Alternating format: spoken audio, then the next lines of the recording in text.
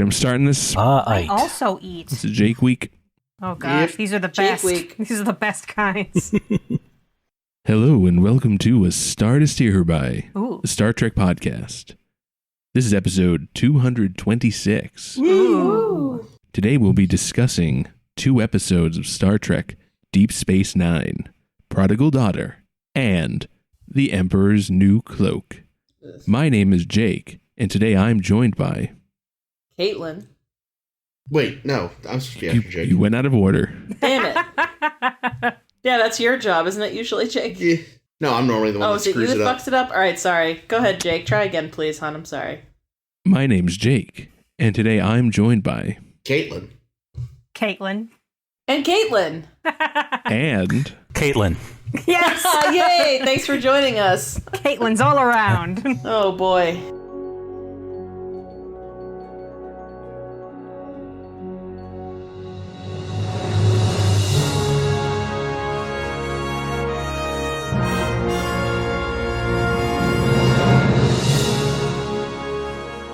Yeah, so, Prodigal Daughter. Oh, by the way, the last Caitlin, that's actually Carl. Hello. Carl's back. Hi, Good day. Carl. Carl. You'll Good to see remember ya. Carl from last week as well as other previous appearances. Carl picks Also- the most interesting episodes to be on. I am I'm glad. intrigued. Also champion of episode 200's trivia. Oh, that was yeah, that's a lot right. of fun. It was so much but fun. anyway, yeah, so this week we're talking about Prodigal Daughter and the Emperor's New Cloak. So naked Naked. Zach. Yeah. That's what I expected, but... I was hoping. That's what I was hoping. But first, in Prodigal Daughter, so Miles O'Brien, the chief of the Empire, Wow. nope, the chief of Deep Space Nine, The Interesting. Empire Chief's back. has gone missing. What? Yeah. Sounds right. Missing. It's a mystery, if you will. And he's gone missing on a Julian. Julian knew that he was off going to hunt down his old buddy Dilby's daughter or Widow. wife, It's Bilby's wife. Dilby's wife, Chester's mom.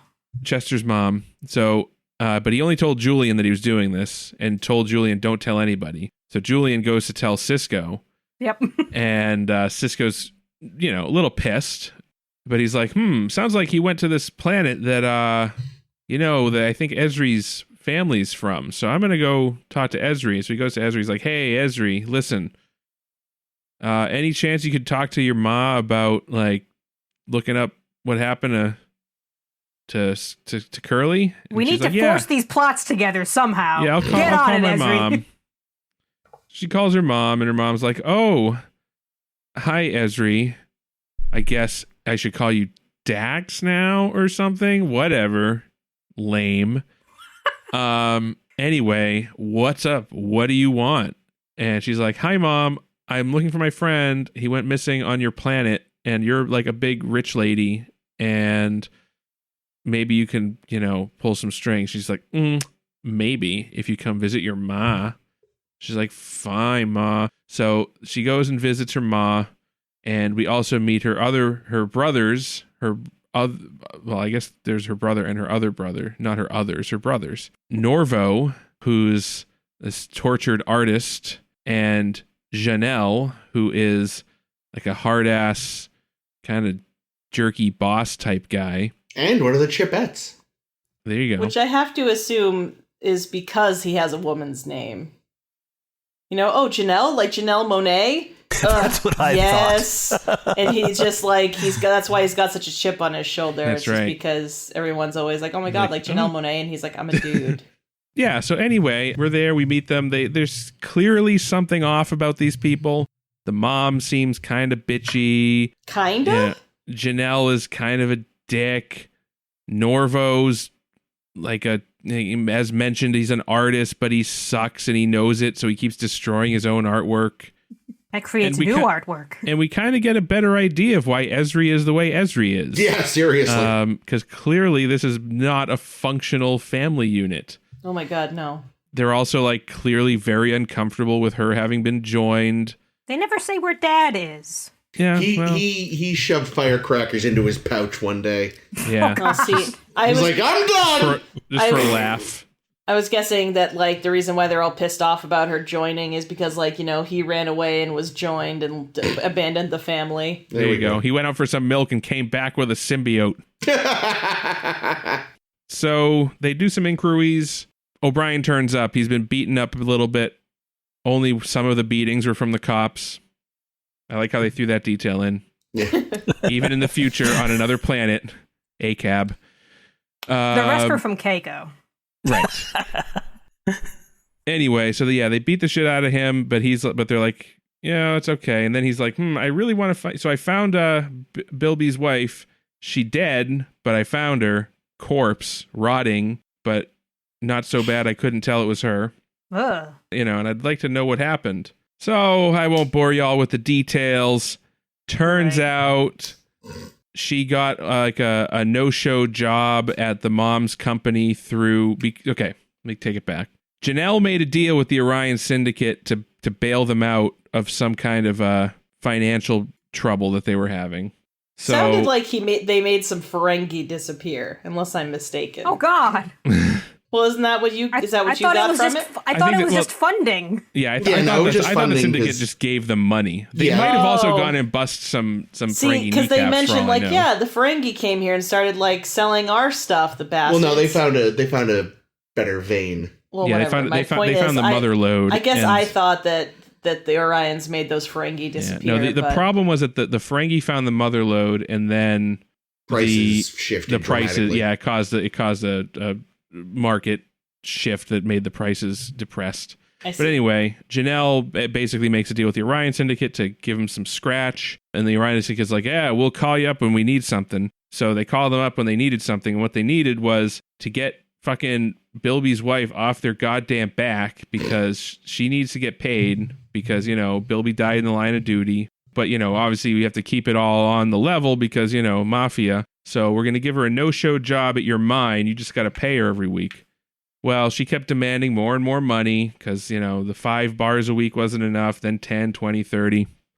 Finally, Norvo, the artist, who is like also the bookkeeper, was like, we can't keep paying. Like, Jesus Christ, this is taking us for all she got. So we can't pay this exorbitant bribe to Bilby's wife. So what do we do? Oh, of course, we'll murder her. Yeah. We'll do a murder. I also, every time he said it, was making fun of it. I was like, mortar.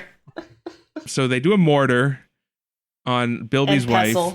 And, and that's where it's at. And then and he confesses it, and he gets Norvo, that is, confesses it to. Well, really, I mean, Ezri kind of sniffs it out, and then he's like, "Yeah, I did the mortar," and then he gets arrested and presumably beat up by the same cop that beat up Miles, and Miles is like, "Good." And Keiko.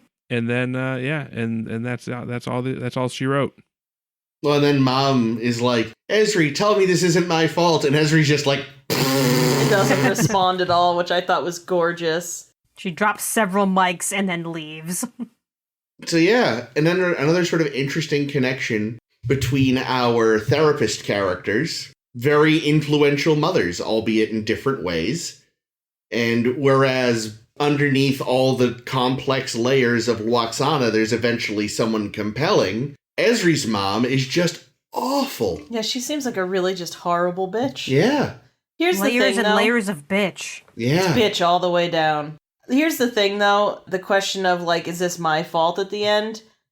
Well, we can certainly go over the multiple ways in which her, Ezri's mom is, in fact, a bitch. How she talks down to everyone and tells everyone their faults and generally is just awful. Lots and lots of people have terrible parents that never do murder. So that's true. Her being like, did I do this? Well, Mom, you didn't help, but ultimately I find it sloppy and a little bit like, I don't want to say unfair. The word that I want is leaving me, but incomplete. Like saying, yeah, just saying that it was the mom's fault. It's like, and also having Ezri, who is allegedly a therapist, be the one to like, just kind of not answer her feels like, I don't know. Here's the thing. When it comes to personal family bullshit, that trumps professionalism any day of the week. Yeah, I don't know. I mean, she drove her daughter to Starfleet. Mm. Yeah, but she not seems to murder. love Starfleet. Well, yeah, but what I mean, though, is, like, she grew up a rich kid, we have just discovered, and she's like, you know what? Being rich sucks. I'm gonna go join the no-pay Space Navy. Well, all of her bullshit is paid for that way. She doesn't have to pay for anything.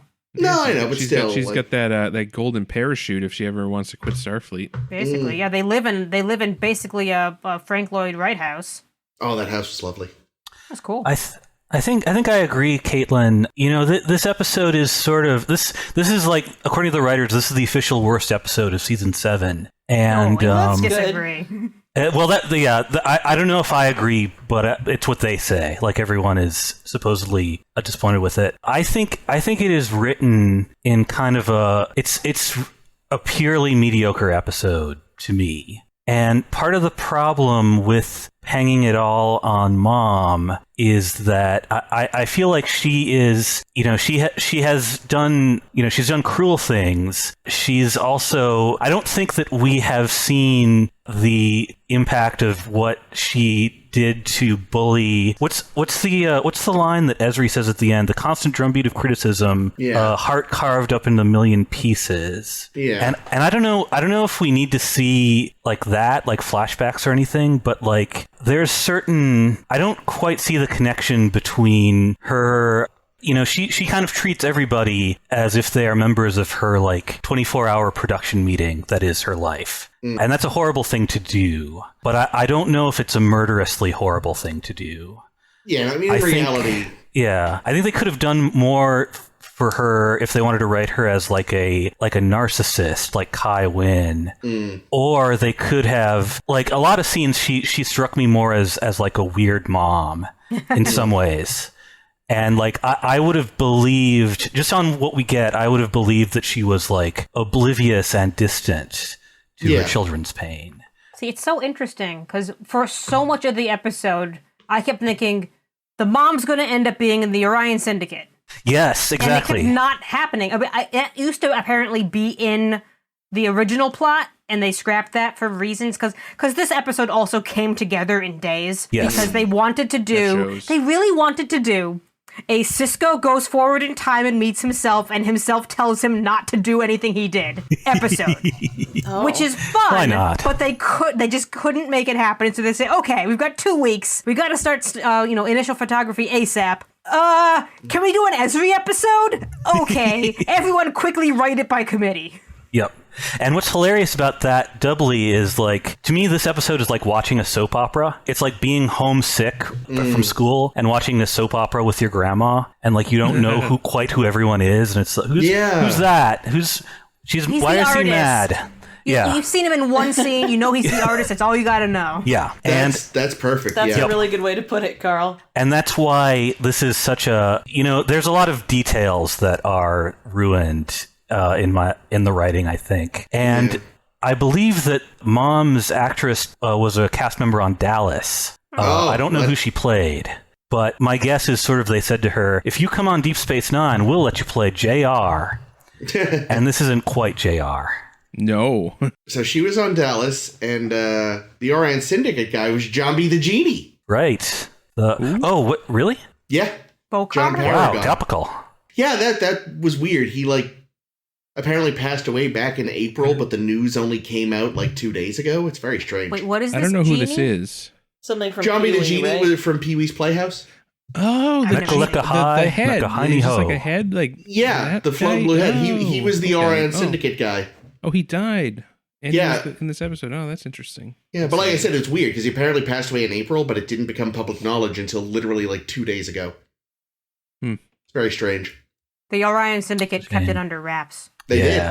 Do you think Janelle was ever like, man, I wish I didn't make a deal with the Orion Syndicate?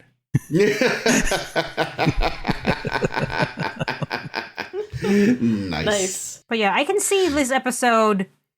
Yeah, it's not all there. Like, I read a great detail, and that's that Ira Stephen Bear apologized to Nicole DeBoer for this episode. And I was like, it's not I'm so sorry. bad. It's just kind of Wait, blah. who's Nicole DeBoer? Is that Ezri.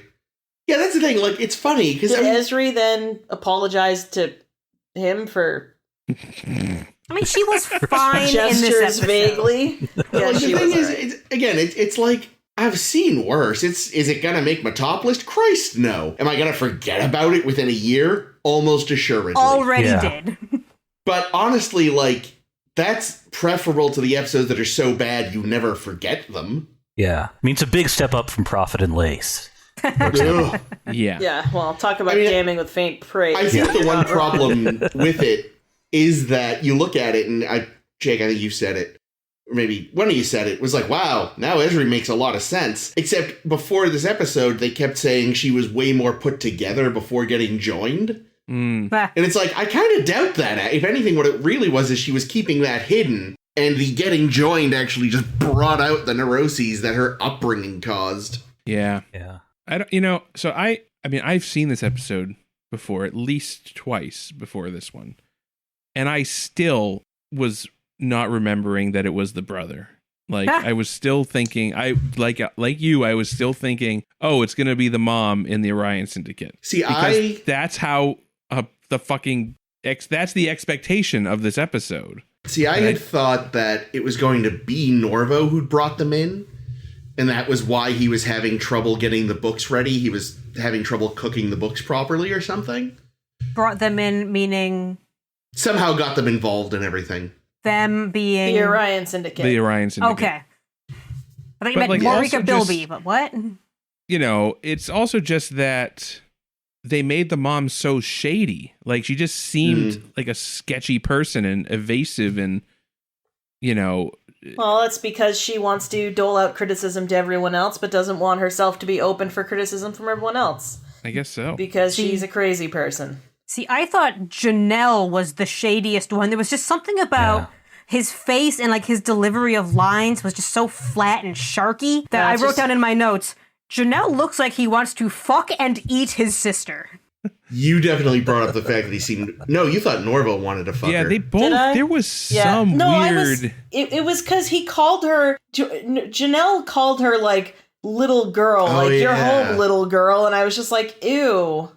I There was almost a expected lot that of, to, like, be her dad, almost. Because if your dad is like, oh, there's my little girl, it's still gross, but it's, like... a normal type, like an acceptable kind of gross. Having your older brother be like, oh, you're home, little girl. It's like, dude. I mean, maybe if Dad fucked off or exploded himself or whatever early enough, he maybe took on the paternal role. I mean, maybe, but it Yeah. still made It's still creepy It as creeped me fuck. out. So yeah, I picked up on some weirdness there too. Actually, maybe the father did commit suicide. Why do you? Oh, Because Norvo has that line, oh, you know Mother doesn't approve of suicide, all that blood on the carpet. oh my God, you're probably Jesus. right. That's Wow. fucked. I didn't Ugh. catch that at all. That was a Yeah. fucked line, though. I was like, why is this line in this episode? I forgot about it till right now, so... Ay. All right. Well, R.I.P. their dad, I guess. I think Janelle's creepy because he doesn't have a personality. Yeah, At least Norvo has a personality. true. But I sort of feel like they were loading him up as like the sort of nice guy who is drawn into the darkness. Yeah, An I think attempt. they were very deliberate in misdirecting you into thinking that Janelle was the shady brother and Norvo was the misunderstood, tortured artist. Yeah, see, I gotta admit, I thought Norvo was definitely up to something, to the point that I was actually kind of surprised that Janelle had any involvement. I was like, oh, wow, okay, so there was both of them, I guess. Because again, I guess maybe I just thought the mother was too obvious, and there was just something so off about Norvo. Yeah. I remember you saying partway into it, you were like, oh, Norvo's definitely the one that brought them in, huh? And I was like, meh. And I was wrong, Yeah. but he was still involved. Yeah. So at the end, Norvo ends up getting 30 years for Yeah. the mortar. I don't think he lasts a month, Oh, honestly. no. I Oh, think no. the Said something the similar. syndicate's going to get him, right? I mean, Oh, well, that's not maybe. quite what I said. the No, thing you're is, right. Like they made a deal with the syndicate to pay Bilby's wife, and instead of keeping up their end of the bargain, they just did a mortar on her. And What happens to the kids? There were some kids lying around. yeah, I don't know. We Yeah. haven't seen. At least the we know kids. Chester's okay. Yep. We hope. I think Keiko probably put him out an airlock. If I'm being honest. No. Oh, poor Keiko, but also poor Chester. Poor everybody involved. That's why we haven't seen Keiko. She's on trial for Cat murder. moiter. Yeah. They sent her to Keisha 4 or whatever. What is How Keisha fucking for? irresponsible is Miles O'Brien? Incredibly. Like, so, it's one thing when he got ordered to go Ordered. to go track the Orion Syndicate, but now he's just like doing it for fun. Yeah, was this his idea? Because I know Yeah. he didn't tell Cisco. Nope. He told Julian because he knew Julian would blab when he needed to. But yeah, he just decided this on his own to go find a woman because Just she out of hadn't texted him back.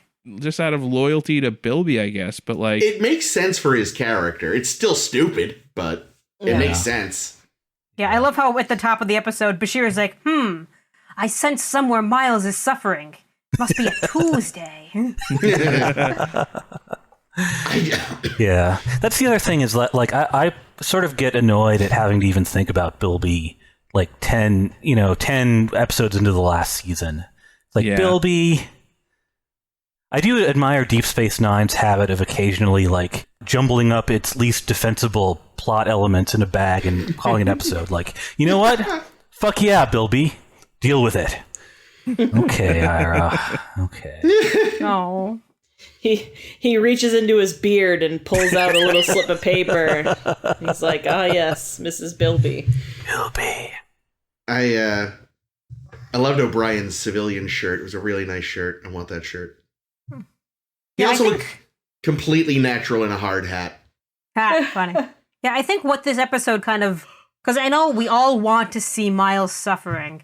And I know they ran out of time and money to actually fill in any of the investigation that he kind of did to find Morika. So it's just a kind of thing that's happening that you don't really get to understand any of because mostly it's just family drama. Yeah. Oh, So yeah, it's a little uneven, I'm going to say. It's family drama combined also with it's they have a lot of technobabble, but it's even worse. Yeah. It's financial technobabble. Yes. This is the line that made me realize this was a horrible episode. Remember when the Ferengi opened up the Timar 2 mine and there was a 10-point drop in the price of Pergium? I don't even know what that means. On top of that means that's like a confusing hat on top of a confusing hat. Pergium. We've seen Pergium before because that was on Horta Planet. Oh, That's what okay. those miners were mining. Wow. What a callback. So I say, bring in the Horta to do your mining. yeah, Yeah. That's true. It's a missed opportunity. Find the there. good shit. The Horde aren't into our organized crime. One of the cops should have been a Horta. Yeah. Or a little hat. Yeah. Who I imagine would talk like the Elcor from Mass Effect. Oh, maybe.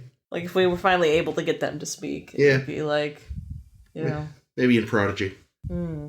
I must admit, this episode gives me something I have always kind of wanted, though, which is just the dinner conversation about being a Trill. Like, that kind of stuff is really interesting to me. Like I always wanted, like, okay, so, like, how does your memory work jumping from time to time? Like, do you have to go into training to do it? And she's just, like, talking about it in a very basic way. You think they ever have, like, because she says, like, sometimes she can't remember if she's a man or a woman, so he pulls the covers off. So, like, is there, like, a phantom limb situation ever happening? Does she, like, go to take a step sometimes? She's like, whoa, why is my leg so short? Or, like, alternately, like, why isn't my hair this long? Why this? Why that? It's... Where's my penis gone? I was implying that without, you know. Does she get the sensation of morning wood without actually getting morning wood? No, that would be frustrating, wouldn't it? Yeah. Yeah, there was a kind of clumsy line when she and Mom are having a fight, and Mom's like, what would you know about being a parent? And it's like, that's the clunkiest line, because no mother says that. You're just setting it up so Ezri can say, Well, I've been actually, a parent let a me bunch tell of you times. about all the lifetimes of parenthood I've had. I'm going to leave out the fact that apparently I was a crappy parent each time. But the fact, as I said when you brought this up when we were watching these episodes, like, the fact that Ezri can recognize that she was, or Jadzia could realize and recognize that she was a terrible parent means she's learned something about parenthood, in my opinion. I think most parents don't realize that they're horrible parents. Well, maybe it's because Jadzia possibly had good parents and was able to see, like, oh, Yeah. that's what I should have done. That's what Audred should have done. Oh, so before we recorded, I mentioned there was a fun little tidbit about Norvo's actor. Yeah. He later appears as the police captain in the Lethal Weapon series. The police captain in Lethal Weapon is named Brooks Avery. Whoa. Coincidence? Probably. Well, we don't think so. but Well, so I who mean, knows? I assume they named the character beforehand. I think casting someone who had been on Deep Space Nine was a coincidence. Because apparently in the Lethal Weapon movies, which I've not seen, the captain's name is Ed Murphy. So there seems to be this running gag with Lethal Weapon where the captain has a famous person's name as their name. Wait a minute. Lethal Weapon is before this, though. The Lethal Weapon series from a few years ago. That's There was a Yeah, TV he's show. talking about the TV Yeah. show. I didn't even know that was a Yeah, thing. wasn't Wow. like Damon Wayans in it or When you- some shit? I don't know. When you said Lethal Weapon series, I assumed you meant the series Sorry. of Of movies. films? Yeah, no, the television TV series. Okay. Now I understand. I thought one of the Wayanses was in it. But yeah, I saw that as a Brooks Avery, and I was like, well, look at that. Avery Brooks was in a cop show before. Yeah, Spencer for Hire. Spencer for Hire, that's it. Was he the Yeah. lead in it? No, he was. but he was a lead, and there was a spin-off. Yeah, that he Hawk was the or lead something. of. Yeah, a man called Hawk. Well, you know, it's good to know because he hasn't shown up in the last several fucking episodes of this show. I know, Not right? really, you know? Yeah. He's had a couple of like one scene appearances, but He's been off with otherwise- Odo. Yeah. You have to make Yeah. room for Vic Adventures. Fontaine. Well, seriously, Yeah. though, it feels like it's becoming the Vic and Ezri show. You Well, know I what I think mean? they're trying I to don't make know. up for like, every other character has a shitload of backstory, and now we have to cram all of the backstory on this new character. Yeah, no, you don't, though. Not really. Yeah, they really don't. I agree. Like, especially because they knew those last season, didn't they? Oh, yeah. Yeah. Then what was the fucking point? Like, come on, guys. Like, really, Ezri should never have been. Ezri, Dax. Well, never have just. I just don't think they should have had Dax as yeah. a main character. I think they should have just had. They could have still had Ezri Dax, and we could have met Ezri, and maybe it's a recurring character that we see every now and again. Yeah, they did need another new character, though, because as I've said before, otherwise the only female character you have on the show is Kira. Well, they and that's could have introduced fucked. another character, or they could have promoted, Cassidy maybe to a full-time character. Just had her on more. Or Lita. No, there's other not women more, on no, the show. Not more Lita. Anything but that. I did Thank you. feel like they were getting a little meta there because there's that moment where she's talking about, I don't think any of them were expecting a new Dax to walk into their lives. And I was like, are you talking about the characters or the viewers? No, the viewers knew. They always knew. Well, no, that's true. I remember even as a kid, like in TV Guide, they were like, meet the new Dax, like months before the show premiered. I Oh, did really? love the line, "Hi, funny. Mom, it's me, Curzon." Right. Damn it. I thought it was great that Mom was like, I hate your haircut the first minute she saw her. I was like, oh my god, that felt very familiar in a way. Yeah. Oh God, what if like Caitlin, Mom I love had your haircut. Thank you, Ames. What if Mom had gotten freaky with Curzon once, and that's why she's That bitter? would be exceptionally awkward. Because Curzon What got if- freaky with a lot of people. What if Ezri is Curzon's daughter? Ta-da! Whoa. I wonder if that's ever happened. Ooh. I mean, I'm sure it's not allowed, but I bet you it's happened in Trail Society where Ew. like somebody has been like their own grandpa.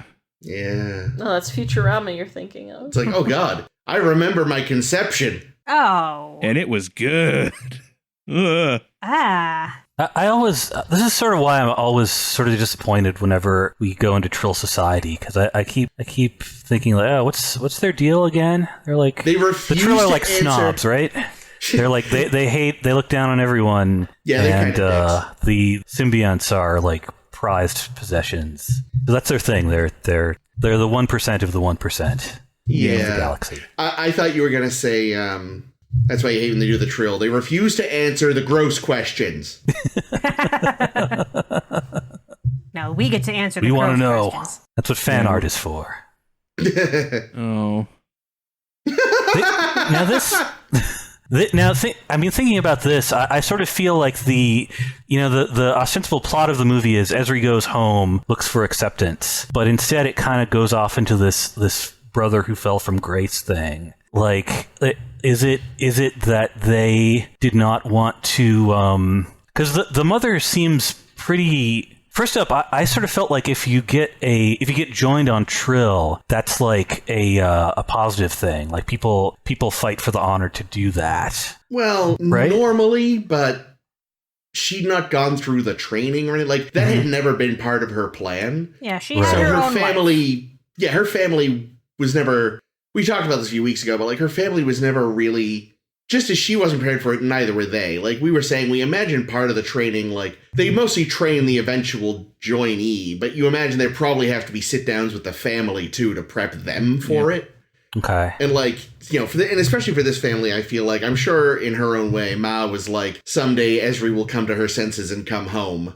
Right. And now she doesn't even have the family name that further makes it unlikely she'll return. I mean, I would also imagine though that despite how almost every culture in Star Trek is presented, that perhaps the Trill is not a monoculture, and not everybody is really psyched about the prospect of being wormed up. Yeah. So maybe it's just like it takes a special breed. Like, you have to, it has to be something that you really want to do. But just so you know, it basically means your life as you know it is over. Yeah. Well, these people, they are Trill, but they don't live on Trill. They don't even live in the Federation. Maybe they don't share the values that a lot of other Trill seem to. Yeah, they found a great mine and said, "Yeah, fuck everything else. We're going to live on this mine."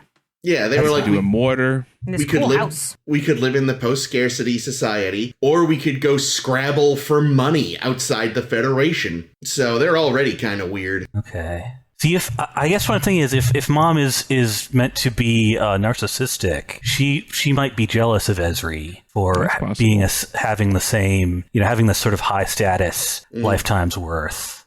Yeah. But she sort of she seems to accept her pretty well eventually. I thought. But it's all, I mean, I guess there's just a lot of sort of mistakes and half choices in this episode. Yeah, no, it's like it's frustrating. It's like you said, what you said. Like it shows that it was rushed. Yeah, I concur. But yeah, Ezri goes home looking for acceptance and instead blows up her family. One brother's in jail. The other, she says, like, just go do anything else. And he's like, what? She's like, I don't know, just leave. And Mom is sad. Yeah, it's like, what the fuck? Didn't they say they also had like servants or something? They said someone's making dinner. Yeah, no, yeah. Here's a chance to learn more about O'Brien. O'Brien's talents are the following: engineering, private detective, corporate auditing. Yeah. Wearing that hat. Reading whatever that fucking language was. Yes. Yeah. Gonna say Trill? Orion? Maybe the universal translator interacts with your eyes as well. Nope, secret polyglot Miles O'Brien. That'd explain a lot. He's just sitting there, he's sitting there during that whole episode where Jadzia was trying to translate that, the Bajoran tablet just thing? Being like, I know exactly what it says, but no one's fucking asked. So, fuck him. Chief, you never said you could read ancient Bajoran? Well, you never fucking asked, did you? I play the cello, too, but you didn't know that, did you? Captain Picard knew. Dicks. Picard asked right away, you look like a man who plays the cello. He knows I play the cello. He knows I build ships in bottles. Because he asked. Yeah. I really do. I really do build ships in a bottle. The most important thing about Miles O'Brien, though, is that he's always smiling. Yeah. Oh, Jake found the segue. He's such a smiley man. Hey, speaking of smiley, the other episode, anybody have anything else to say about prodigal son daughter thing? No. There's nothing prodigal about Ezri. That's all I want to say. There we go. Well there said. You go. Perfect. Anyway, let me sit up to do this. Oh, I'm so sorry, Jake. This episode, it's like it was mathematically designed to be Aim's least favorite episode.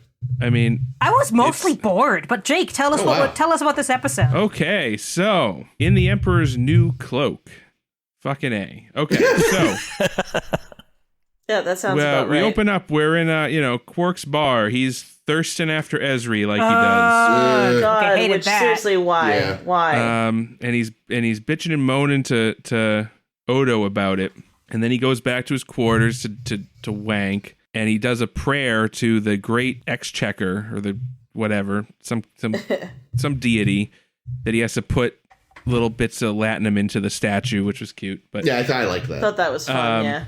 anyway, so he's doing his prayers, and in his last prayer, he's like, and I want, please make Ezri like me. Ooh, I just want a little kiss on the cheek. I've put in so much nice. And then his doorbell rings, and he pops it open, and there's Ezri, but it's like But she's dressed like some sort of street safe dominatrix. yeah, That's good, like Caitlin. That's a great and description. then she Thank you. and then she pins him to the wall, and he's getting a little excited, and then Obviously. she goes to do a stabbing on him, and then he's like, oh wait, never mind. I thought you were gonna step on my balls, maybe, but this knife stuff is a little too far. Yeah, we'll wait for the knife play for later. You brought a knife to a dick fight. Don't they call that sword fighting? You brought a knife to a sword fight, maybe? Anyway. Anywho. Fisting.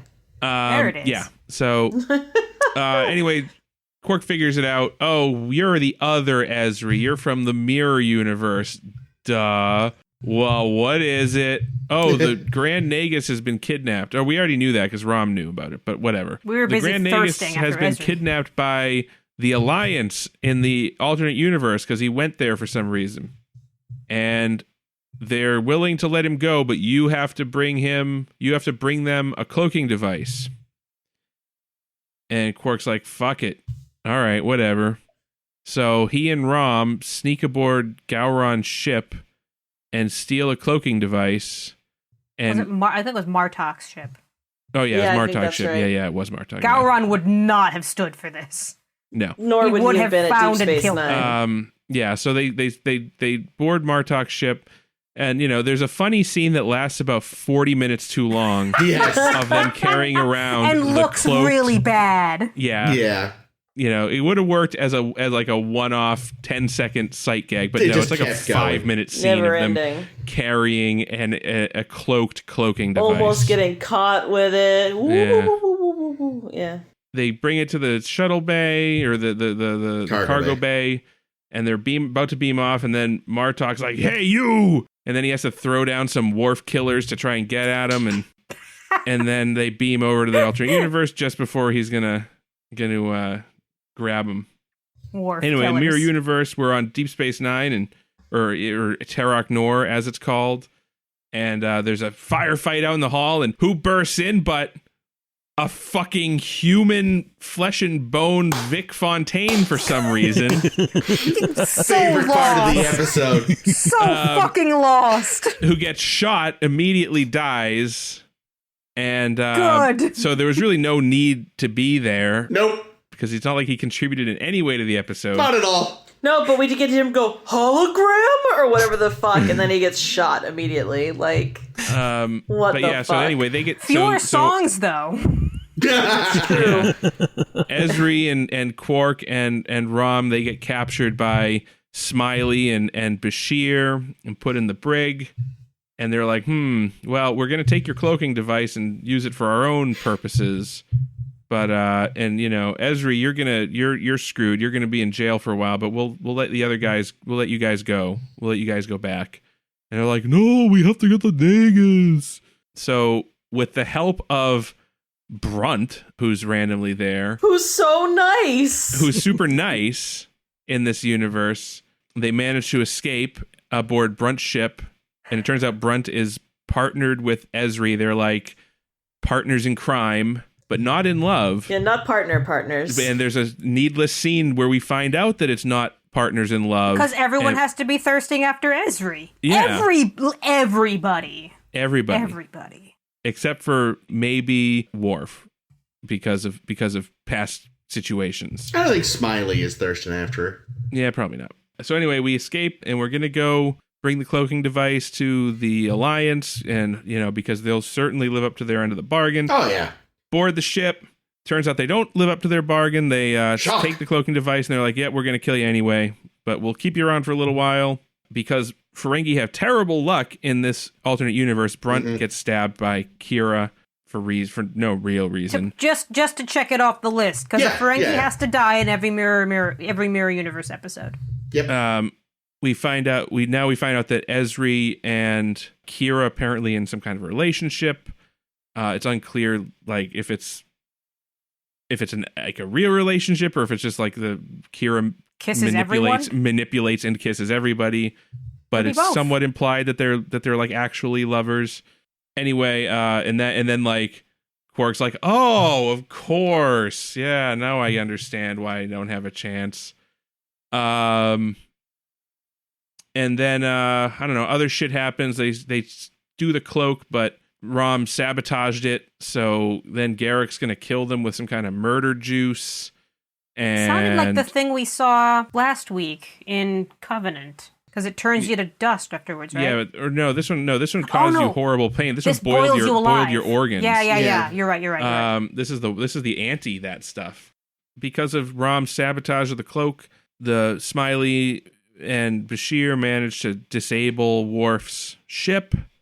Oh, by the way, Worf is the captain of the ship. I don't know if I mentioned that. He's the regent, no less. They managed to disable the ship, and Worf just surrenders. Because it's the mirror universe. Yeah, exactly. He was like, should I say ramming speed? Yeah. I'll just surrender. Thank you, Jake. That's great. So Worf surrenders. Our heroes win. Kira dies, right? No, she Kira gets away. lets her go. I don't remember what happened. Ezri She lets just her walks go. away. Oh yeah, Garrick dies. Yeah. They kill Garrick yes. with his own juice. Death juice, yeah. Yeah, That's right. so it's this episode. It's Vic, Brunt, Garrick. Yep. I don't know why they left Kira alive. They should have just. I mean, it wasn't like they were going to do more of this. Yeah, they knew that Well, this was the last just in season. case. But they knew there'll be novels someday. Maybe. Novels can be flashback novels. We escape back to Tarak Nor, and oh no, the worst fucking scene. and So bad. Ugh. we see Lita, and Rom's like, Lita, my So wife. many of her tits. And she's Yeah. like, who the fuck are you? Oh, ooh, Ezri.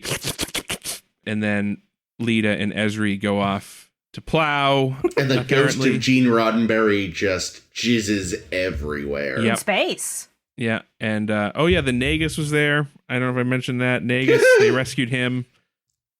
He says annoying shit. Yeah, he was mostly there to be loud. In an annoying There's voice. uncomfortable Kira Umok scene. Poor Mayhardu. Yeah, Mayhardu gets kicked in the nads, which are in the middle of his chest. Not every species keeps their genitals in the same place, Captain. Most right. of his body is the middle of his chest. He's very tall. Oh, I Sure. thought you were going to say most of his body is genitals, and I was like, wow, that must be really uncomfortable. Yeah, Love I'm Mayhardu. very glad. I think to be done with the mirror universe For a while, at least. at least for the foreseeable future. Till Enterprise. I mean, same, because this episode is stupid. This was And the I don't know greatest why the episode Nagus was involved ever. at all. Chris's top one episode. No, this will not make the top, but it was, for me, just the entrance of this makes no sense, flesh and blood Vic Fontaine is such a thesis statement of we don't care anymore. Fair. The mirror universe only exists to be fucking bonkers. I've got it right here. I've got a quote from Ira Stephen Bear. Perfect. Though we tried in many ways to play it with a straight face at first in DS9, as time went on, it just became tougher for us to not see it as what it was, which was kind of a rather flaky alternative to what we had been doing. The mirror Flaky universe, alternative. everyone. Yeah. Well, and I got to give them some credit for making Rom an audience surrogate. Oh, Yeah. I don't know. I Throughout got the tired of it episode. very fast. Yeah, but eventually I was like, shut up, Rom. they kind of overdid it, but I think just the One idea would've that been Rom is fine. there being like, this universe makes no sense. Yeah. You know, Yeah. just But to if just it's to an have alternate someone universe, acknowledge it. it's really nice. The one thing I fucking adored, though, I think genuinely, all of things aside, there's the moment where, for the first time in his life, Rom is the most important person in the room, and he loves it. Oh, the installation. Yeah, when he's installing the cloak and he threatens Garrick, and Garrick has to be like, That was great. like, that was genuinely wonderful, because it's like Rom suddenly was like, wait a minute. I kind of also liked the, you're a little bitch compared to our Garrick scene, but I wasn't really clear what they were trying to accomplish with it. It worked somehow. Stalling for time. But what did they... Okay, so it was just a stalling for time thing? So. Then yes, it did work in that case. But I do think there's an interesting aspect. Like, everybody in the mirror universe is basically not the polar opposite of their personality. Like, obviously, Smiley is fairly similar to actual Miles O'Brien. But has polar opposite values. Yeah. But what I find very interesting is that Garrick's personality and values are pretty much identical. But I have more great quotes. The big difference with this Garrick is he's incompetent. Especially the lies. Like, our Garrick is incredibly competent and would not have fucked any of that stuff up and would have known that the thing was sabotage and fixed it. Yeah. Here's my quote from Andrew Robinson, because Andrew Robinson was fine at getting Mirror Garrick killed off. He says, I was really, really, really happy about it. I never liked those alternate universe shows because that Garrick was just a stupid bad guy. The thing that's great about our Garrick is that he has subtext. There's a lot going on beneath the surface. And if you don't pay attention, then you're in trouble because he's got you. But the Mirror Garrick had no subtext. He was just a toady opportunist. And bad at it, and just, like, not good. Yeah. Yeah. It's like, in this universe, Andrew Robinson does good acting, but in the alternate universe, that's more alternate, so he does bad acting. Yeah, I agree with... I gotta confess, I think I kind of like this episode. Yeah. I hate Ferengi episodes generally, and I hate Mirror Universe episodes on Deep Space. But for whatever reason, this one is my kind of stupid. It's a lot of kind of stupid, because I don't like this one just because I find it so confusing that I tuned out a lot, because I couldn't tell, like, okay, so we've got the Alliance, and we've got whatever the fuck Worf is controlling now because Kira got ousted, and somehow Ezri's here doing a thing now. I missed a line that said Jadzia's dead, by the way. I totally missed it. I can read it later. They mentioned it. Yep. I don't understand whose side literally anyone is on. I don't know any of their motivations. Zero of them have motivations. It's befuddling to me. If you actually think about it, you don't want the humans to win. This was the Terran Empire in TOS. Right. They're just going to reestablish the Terran Empire if they win. But this time, it's led by Smiley. Maybe Smiley is the one person who can be trusted to bring in wearing democracy. A fucking Canadian tuxedo this episode with a crocheted vest. See, that's what it is. Is I think we may have talked before. Is if you use one of those D&D alignment charts, Miles O'Brien is true neutral, which is why he's the same in both universes. Yeah, he's like saying nexus between the alternate universes. Oh god, I would believe that. I would love them to actually address that in Discovery someday. Like, so here's the thing. Please no. Smiley O'Brien was literally an enslaved person. Yep. For the better part of his life. Treated like shit, has to fight for everything he's got, gets treated like shit by everybody around him. You know, Mirror Cisco treated him like shit. Yep. Bashir treats him like shit. No respect whatsoever.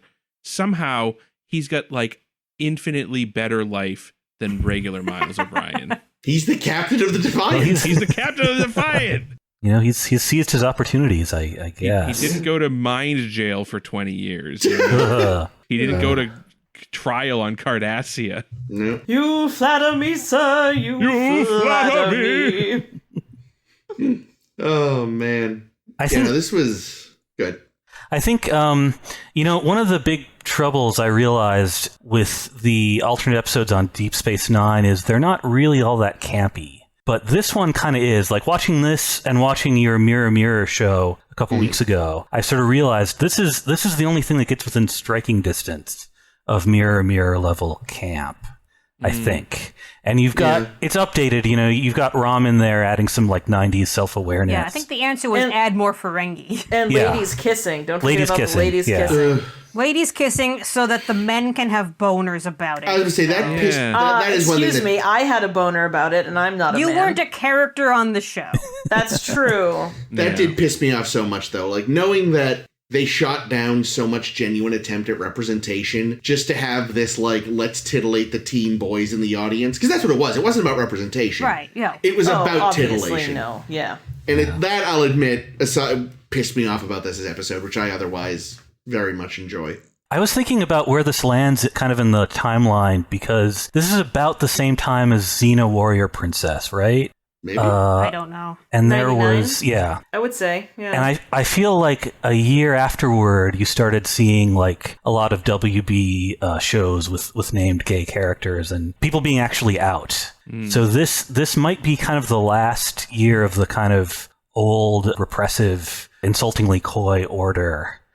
But it's certainly disappointing. I mean, Star Trek is supposed to be better than that. Not in Star Trek, though, is the problem. Yes, exactly. That's true. That's true. There was talk of having a gay character in Enterprise, and that got quashed. Until Rick Berman leaves. Okay. There is no good. Well, and now welcome to Discovery. We've got many flavors of LGBTQ representation. We got a lot of lost time to make up for. Yeah, it's also interesting because I know Nana has also stated, like, she didn't think Kira was originally supposed to be, you know, the bisexual mirror universe character. She just thought that if Kira wants to fuck herself, it's because she's a narcissist, not because she would have sex with anybody, but because she specifically wants, like, oh, that's me, and I love me. I could see, like, with the Intendant, I think, like, she's probably actually mostly straight, but... Yeah, but her sex is her power over people. Yeah, she uses sex as a weapon. Like, I don't know that she necessarily, like she'll be with a lady for not necessarily because she really wants to, so much as it'll get her something. Like, that's how I could see that working. Yeah. And she was using Ezri. So. Yeah. Oh, yeah. Yeah. And the thing with Lita was just fucking... bad. Yeah, and Lita's every line... Oh, I'm so sorry, Chase Masterson. Yeah. But every line she delivers in that scene is just, like, makes me gouge my ears. I mean, I can't even... I'm sure when she got the script, she was like, fucking really? No, I doubt that. I'm sure she was like, yay, I got to play in the mirror universe. I get to be slutty. True. Well, yeah, I mean, that seemed like the ultimate goal of the writers on this episode was like, oh, we have to make sure that we get as many of our guest actors who have not been in the mirror universe in a mirror universe episode because it's the last season, and, you know, we haven't had Jeffrey Combs in the mirror universe, and we haven't had Vic Fontaine. Here's another quote. Ira Stephen Bear says about the Vic Fontaine thing. We just wanted to get Vic into the episode. It added to that lunatic nature of the mirror universe. So I'm right. It definitely did. I don't disagree. Ira loves this fucking shit. I kind of had hoped when he got shot, it was going to turn out he was an android. I still don't understand. Sort of makes sense. I so don't understand at all what the fuck Vic is. But no, instead Vic is... I don't know. I'm going to say... the alternate of what he is in the real world, so he's people. There's that. I'm going to say, just for my own brain to not continue leaking out of my ears, that he's the guy that they based the program on in the normal universe. Well, right. That's the one thing you could say, except they call him Fontaine. That's right, they do. Out loud. So unless Vic is modeled on an actual person named Vic Fontaine. Yes, I'm going to say yes. Yeah, let's say yes. Okay. So somewhere out there's a Starfleet officer, Lieutenant Commander Vic Fontaine. He's a scientist, occasional singer. Yeah. Who's just like somebody like stole his hollow image. No, it's like you look a lot like Jimmy Darren from the 60s. It's like how they were going to turn Bashir into an LMH, and they just studied him for a day and was like, yeah, okay, you're like this. Let's make a program out of you. Yeah. It's funnier to think that just someone somewhere programmed Vic Fontaine, and then just all of a sudden Vic Fontaine existed in the mirror universe. Like, someone was sitting there, looked up, like, who the fuck are you? I'm Vic Fontaine. You say that like you've always been here. I have. And suddenly he has. Okay, here's what I'm going to say. The Prime universe is quote unquote real. The mirror universe is in fact the ramblings of Benny Russell. No, the mirror universe is actually an aspect of the Nexus. There you go. I like the Benny Russell one. I can only assume that there is an intelligent creator that is driving the things that are happening in the mirror universe, because it's the only thing that makes sense. I think the mirror universe is like a long running fetish hologram program. Well, certainly like a goth club that went too far, Oh, and have you ever seen Carl the Enterprise mirror universe episodes? I haven't. I've seen very little of Enterprise. I would say, honestly, you don't need context for them. Okay. Because they are completely self-contained, more or less. Check them out because it goes all in on camp. And Wow. also because we'll probably call you back for them. Like, it just, they very much, they learned the lesson and we're just like, no, we're going to do the mirror universe and it is going to be just total camp. That's good. I think you'll enjoy them. Because all this stuff about like when Spock reformed the Empire, that was like bad, and it made vicious people attack them, and that's a bummer, man. The mirror universe should be cool. I don't know. Although this is, I was going to ask this actually on what Ames said. We defeat the Regent on this. Does that mean the Alliance won? Are they the government now? Okay, oh gosh, we never really get Emperor? into that. Yeah. I mean, that's the thing. Like Regent, is that like, is there somebody above Regent? Is there like an emperor? That's the thing. Normally, a regent is ruling in place of someone who just hasn't come of age yet. Yeah. Or like he's working for baby Michelle. What's her last name? Giorgio there. Oh, right, Captain Giorgio. But what's her real name? Michelle. That's what I thought. Yeah, so he's the regent for baby Michelle Yeoh. Well, no, there's the Terran Empire, though. That's fallen. Okay. You never know where Michelle Yeoh will show up, though. He's the regent for the rightful emperor of the Alliance, Alexander, who in this universe is a badass. Oh man, that would be awesome. Make sense. Actually, no, I give up. I fucking give up. I mean, it would. Well, good news. It would be horrible, but it would make sense. It would. That is what the mirror universe would do. That's the fan fiction. That's what you got to write. Oh god, I love the mirror universe. I really like Brunt in this episode. I really didn't. I was thinking about Brunt. I didn't expect that. He's so nice. That's Jeffrey Combs as well, right? Yeah. That's he's so like wouldn't have expected that out of the actor who plays Brunt. But he can, he seems like at peace. Like, for one thing, he's at peace with the fact that he can't get with Ezri, which no one else on this show is. But no one else knows how to be a fucking gentleman about this bullshit. Yeah. He's just the chillest guy, is his role in the show. Yeah. Here's my note. Here's my note about Brunt when we first meet him. I'm like, I write down, and for no reason, Brunt. Later in my notes.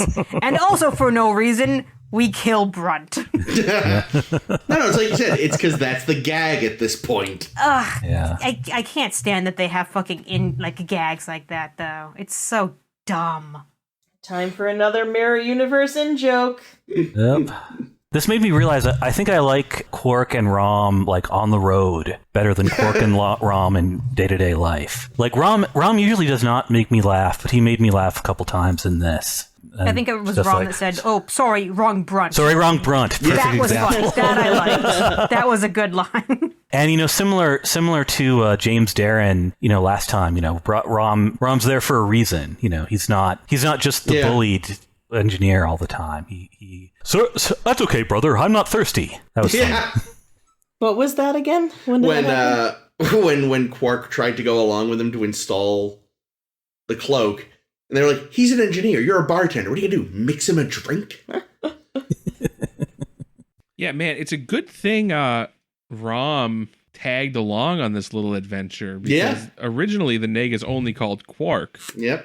And if Quark didn't Which, pull wow, Rom in, what an ill-advised choice. Well, here's the thing about that, though, is Quark needed Rom to help him carry the cloaking device. Yeah. Which, God, that scene looked bad. It did. Like, I know the two of them, I swear to God, Armin and Max are like the cutest guys. The two of them practiced for days how to carry something invisible in a way that was consistent. They couldn't do it. They gave them these like dowels on these like pieces of string or something to try to make them stay a certain amount of room apart and also keep their hands static. And yet still when they go around a corner, you're like, oh, they just dumped it on the floor 10 times. Come on, guys. So he needed Rom to help him with that. And then they weren't supposed to go with Ezri. They ran and joined Ezri because Bartok was going to murder them. Yep. Oh yeah, it makes you wonder what happens when they get back, doesn't it? We're never gonna know. And they're both alive in the future, so now Cisco calmed him down somehow. Off screen, because apparently Cisco no longer gets screen time. Yeah. Or the Nagus paid him off.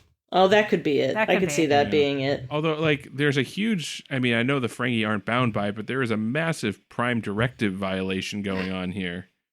We're introducing this technology to a fucking universe that doesn't have it. Yeah. Well, technically, Rom could be on the hook for that. Like, not Quark so much. Sounds like he broke it anyway, so it's probably that's fine. right, that's right. He installed it wrong and fucked it all up on them. Maybe it fried a few circuits. But yeah, no, they could probably still maybe reverse engineer it. Possibly. Yeah, I'm sure Smiley, give him 10 minutes with it, he'll figure out how it worked. Yeah. Mm-hmm. He built the Defiant from nothing. Oh, don't worry, boyo. I'll figure out what makes this fucker tick. That's true. Here's a crazy thing. Because they go out of their way to never explain anything in the mirror universe, but to make it as confusing as possible if you're trying to make any sense of it. Yet, they spend like 5 minutes of Zek giving you exposition on how he got there. And it's like, I don't need any of this.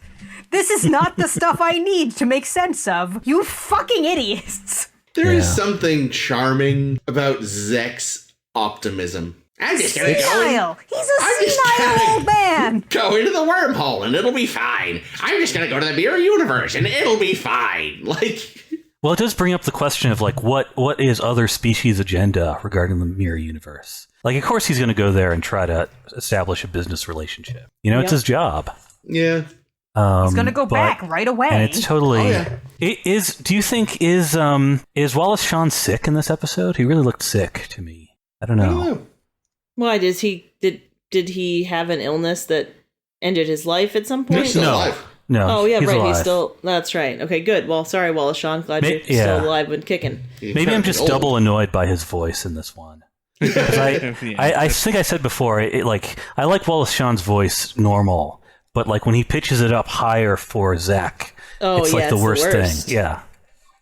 And he shouts every line. Yeah. He doesn't have a quieter mode. Oh yeah, it's like Toad in the Mushroom Games. It's like you can only like, hey Mario. It's never like, hey Mario. Same with Zek. He's never like, hello Quark. It's great to see you. It's Quark, my boy. Always. You know, they're making an animated Mario movie, and if they don't get Wallace Shawn to play a Toad, they've missed a trick. Oh, dude, they should. That would be great. Is he still doing work? I don't know. Didn't you say you just read something he did recently? He was doing voice work as recently as a couple of years ago on Family Guy, so... Yeah. Oh, really? He might at least do voice work still. Toy Story, too. Oh, that's right. Toy Story. Yeah. He's the pig, I believe. No, that's Ratzenberger. Oh, he's the dinosaur. He's the dinosaur. Rex Yes. That's right. Yeah. That sounds right. So, maybe he's doing less like live action stuff. But. Yeah, his voice as Rex the dinosaur is not the Zek voice, thank God. No. Yeah, no. Yes. No, but I can hear it now that I'm thinking of it. not saying he should do the Zek voice for a Toad. I think his default voice would work fine for a Toad. He did. Did anyone see his movie a few years ago about the adaptation of The Master Builder? No. I liked it, but everyone else seems to hate it. I thought he did kind of a performance that was kind of restrained for him and interesting. I've never heard of this movie. I've never heard of this movie, so I assume you mean he did a live action Bob the Builder? It's Ibsen, the Ibsen Master Builder. Okay. Oh, I've read some Ibsen, not that one, but I do know some of his work. Yeah, Nora. Hedda Gabler. Nora Gabler. Lose my playwright's license over that one. won't tell. Yeah. It'll still be in the episode, but... But don't Or a worry, nobody Gabler. listens to that, so though you're safe. Your secret's safe Thank with you. us. Sad face. It's the mirror universe. It's Yeah, there we go. Mirror Carl doesn't know. Son of a bitch, I knew it. Oh, here's a minor note that I found. In that, I guess there were some rumors going around since, it's 7th season, we're going to get to the end at some point. People were worried that they were going to kill off Garrick, and they were like, oh god, no! So they said, if we kill Mirror Garrick, that'll alleviate everybody's fears. It's the alternate universe where everything is alternate. There we go. that is the Double alternate Garrick. choice. I don't know. That would make me more suspicious that he would also die in the Prime universe, I think. Yeah, because, they killed off Spock, quote-unquote, at the start of Star Trek 2. Yeah. And then they actually did kill him off at the end of Star Trek 2. Oh, yeah. Oh, that's a good point.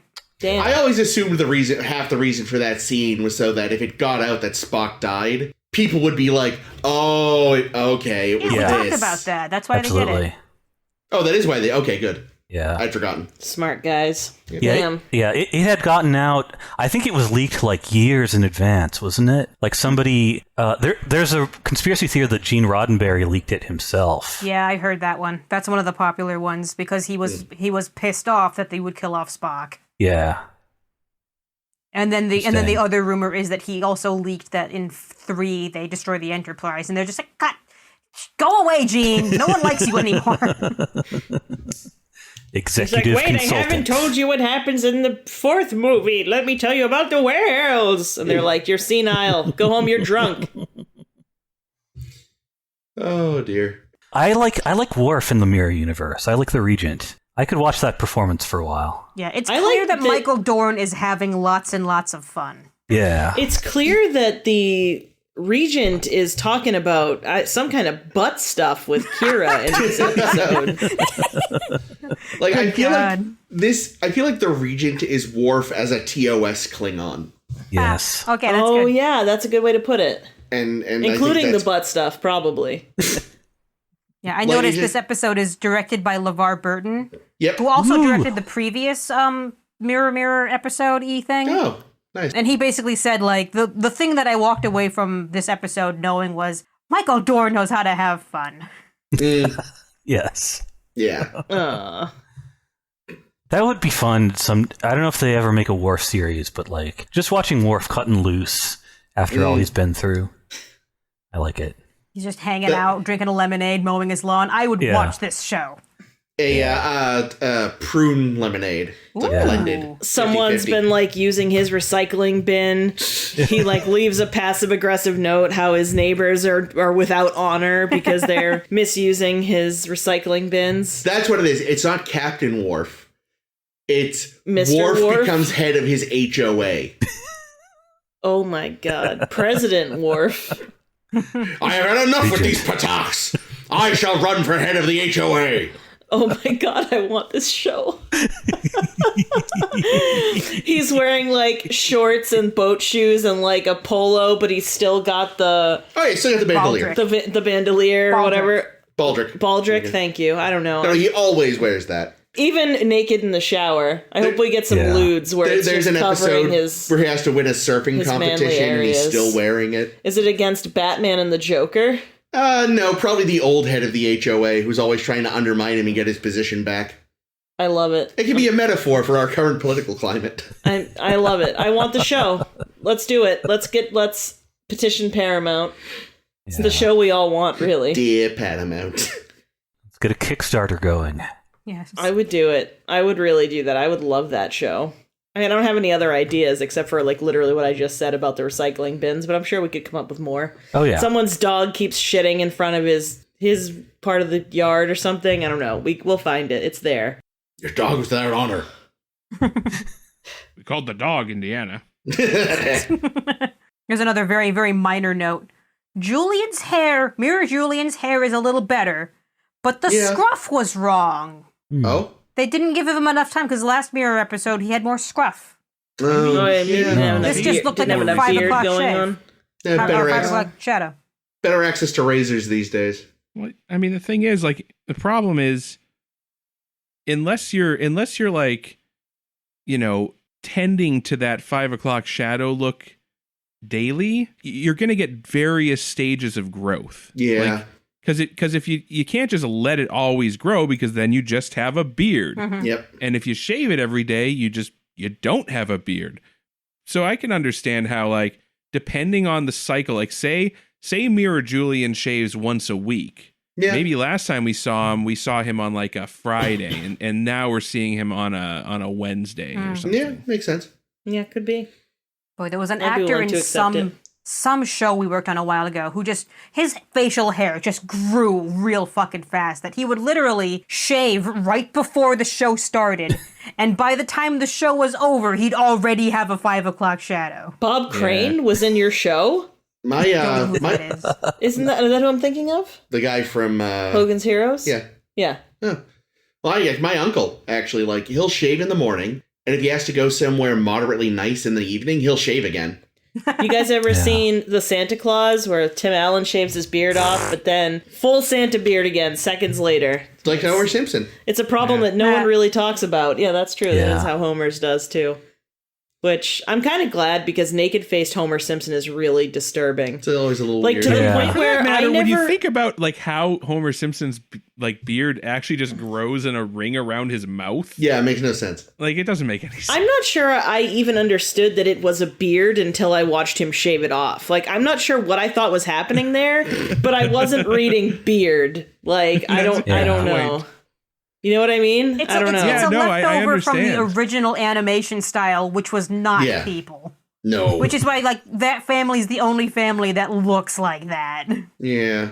So All funny. right, well, we've moved on to Simpsons stuff. Do we have anything else about this, or are we ready to... I have more Mosey. Simpsons stuff. No, I don't. Perfect. I don't know if you've discussed this. I've never been a fan of the Intendant as a character. We've had a lot of alternate Nana visitors across the series, and this is almost sort of the only one that doesn't work, in my opinion. This episode or this character? Oh, this character. Oh, see, I like yeah. the Intendant just because it's so clear how much fun Nana is having. Yeah. That he I sells get it it. enough that I like it. I feel like that she is like an actor who, I feel like she's good at acting with people. And for whatever reason, as the Intendant, I just feel like she's kind of a lonely cosplayer a little bit to me. She But, did feel kind of like, at least in this one, she was just there because she had to be. Yeah. Like, I think in her earlier appearances, she was a more compelling character. Yeah. Whereas, yeah, I will agree. I think in this one, it was more just like, okay, it's our last Mirror Universe episode. Get everybody in! Get them in! No. That's also funny because I know Nana has said, like, basically of the Mirror Universe episodes, this is the one she thought she nailed the character. Really? Yeah. Nice. Well, I would say I don't think that she ever didn't nail the character, but I know what you kind of mean, Carl. It's almost like she usually acts with people, and in this, she's just kind of acting at people. Yeah. Tying into the whole, like, Yeah, Kira... sex as a weapon thing, like, because Yeah. no one's on her level, it feels like, in a way. Or she doesn't think anyone's on her level. The character very much isolates herself Yeah. as a Yeah, character, that's whereas true. Kira's always been in some way, shape, or form about her relationships, whether it's with her cell, with Odo, with The Prophets. eventually, the Prophets, eventually with Cisco and the rest of the Starfleet people when she lets her. And with every high school boy she dates, who sends her notes, like Check Shakar. yes or no. Do you like me? Her various resistance boyfriends, indeed. Brian in that one episode of Family Guy that I just found out she was in. What did Oh, she really? play? She played a woman who dated Brian for a while.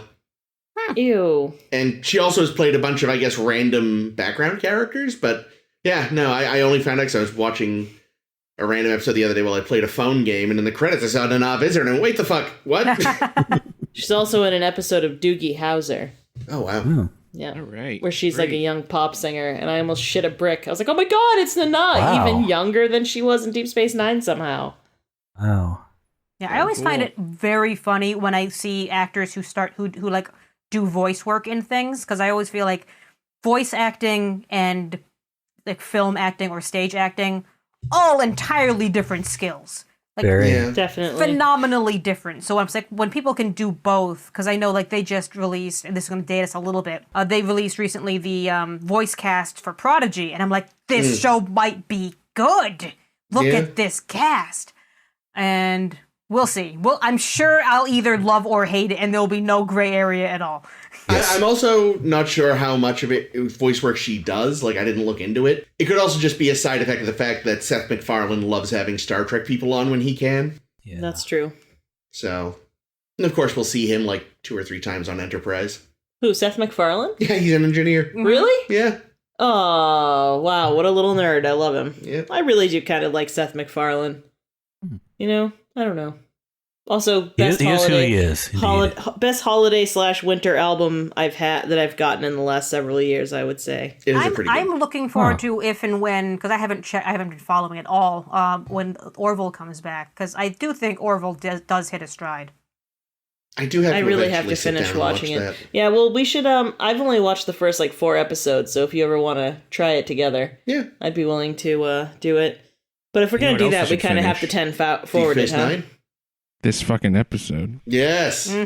Well, speaking of how hot it is here today, next hot. week we're going to talk about 2 episodes: Field of Fire, which is what my house feels like right now, and Chimera, or Chimera, Chimera. which is is it literal? So are we talking about the 3-headed beast with a scorpion tail, or are we talking Probably. about a biological mixture mishap type sitch? I'm It's so hoping hot. We'll the find out first. next Only week. one Why way not to know. both? Join us next week, or you could watch it on your own, But if you liked this and you want to hear more and you want to see what we think next week, you can find us where all fine podcasts are sold, around SoundCloud, Spotify, Stitcher, as well as Google Podcast and Apple Podcasts. You can also check us out on our various homes on the web. If you want to interact with us on the Facebook.com, you can go there to Facebook and search for A Star to Steer Her By. We are on